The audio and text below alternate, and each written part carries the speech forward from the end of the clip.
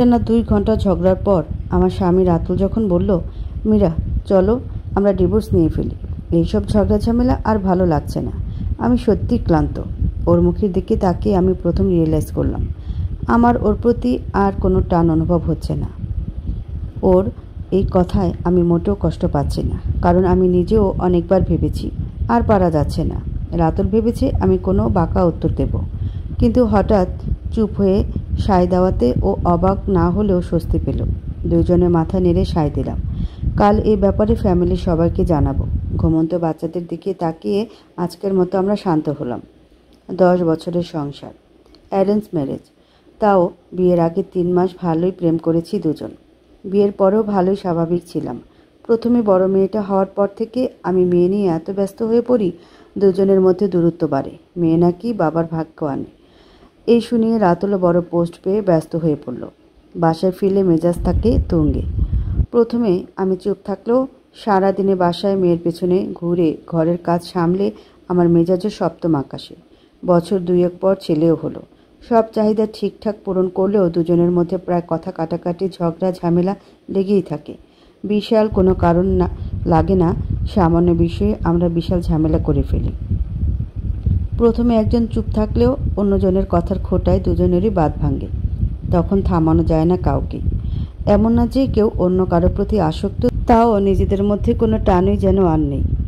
আমাদের চেয়ে ভালো সম্পর্ক আমাদের সাথে কাজের লোকেদের। এটা ধীরে ধীরে হয়েছে, একদিনে নয়। কারো থাকা না থাকা যেন ম্যাটারই করে না আমাদের কাছে। দুইজনের রুমও আলাদা হয়ে গেল, তাও আমাদের ঝগড়া থামে না। মানসিক অশান্তির চাপ আমাদের ছাড়িয়ে বাচ্চাদের মধ্যেও পড়ছে।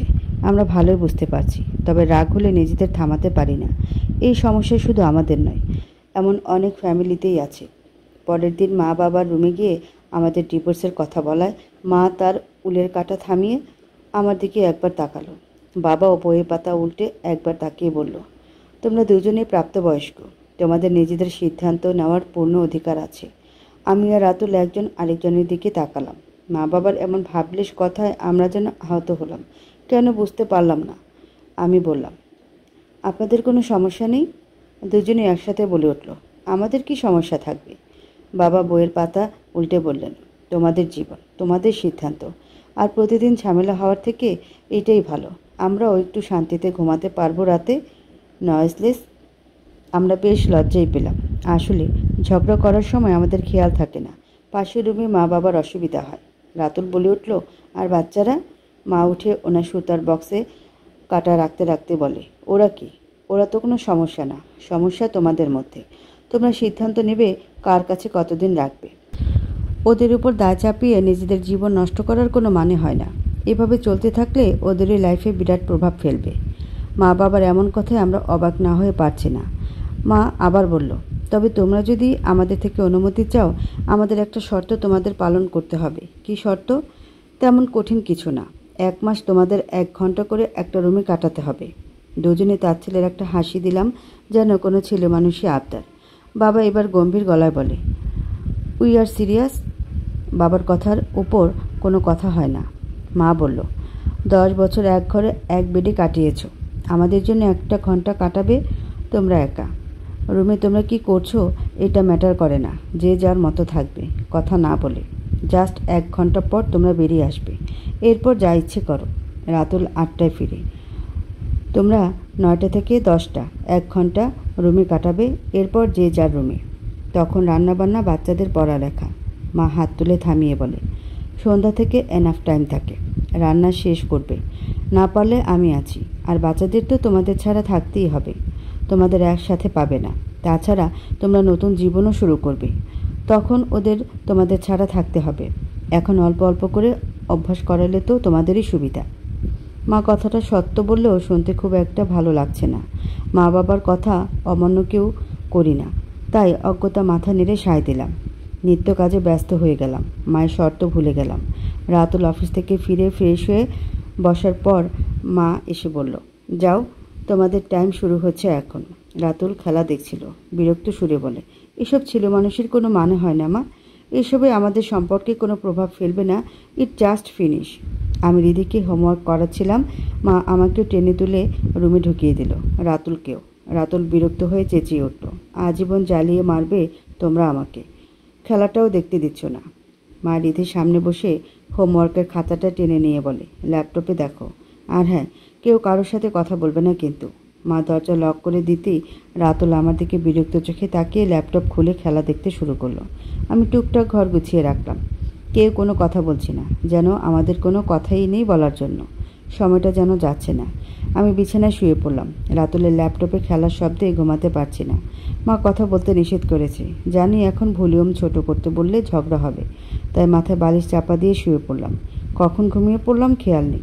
যখন মায়ের ডাকে ঘুম ভাঙলো তখনও রাতুল খেলা দেখছে।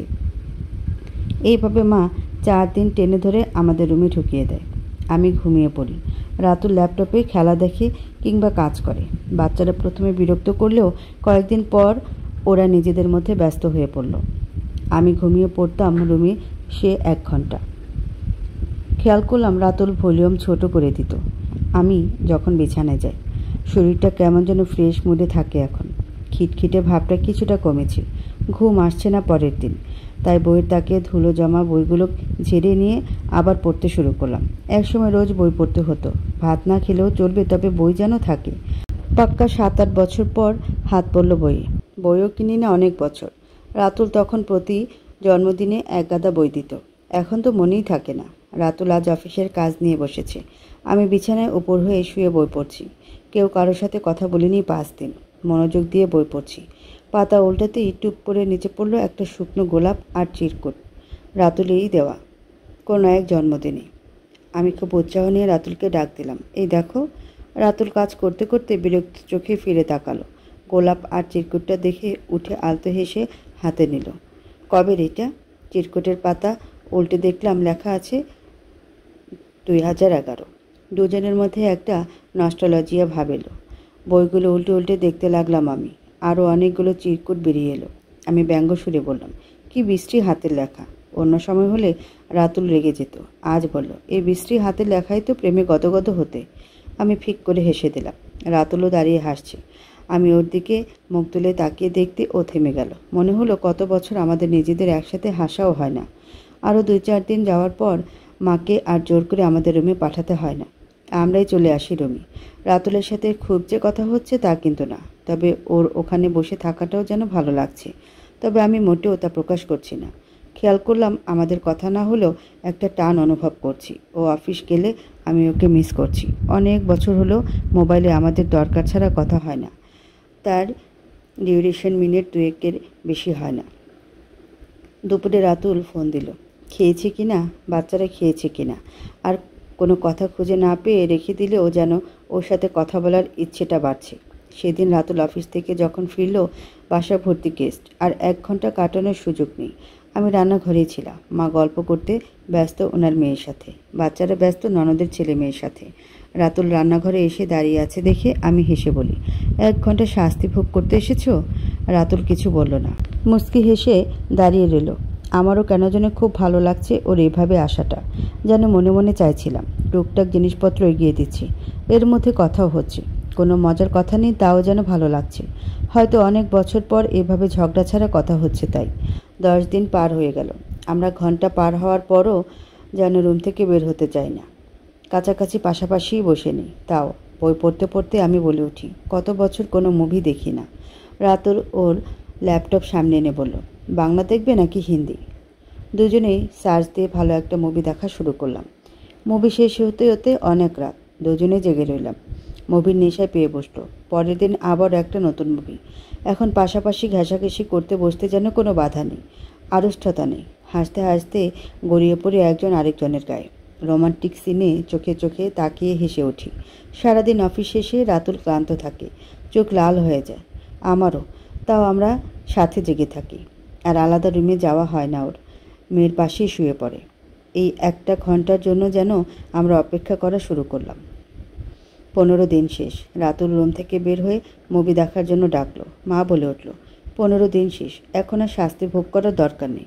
রাতুল অবাক হয়ে বলল, শাস্তি? হ্যাঁ, তোদের 1 ঘন্টা থাকার জন্য যে শাস্তি দিয়েছিলাম। রাতুল বলল, তুমি 1 মাস বলেছিলাম, তবে এখন কমিয়ে এনেছি। ভাবলাম অত্যাচার করে ফেলেছি, শুধু শুধু ছেলে মানুষই করছি। তোরা কাল গিয়ে ডিভোর্স ফাইল করতে পারিস। রাতুল আর আমি চোখাচোখি হলাম।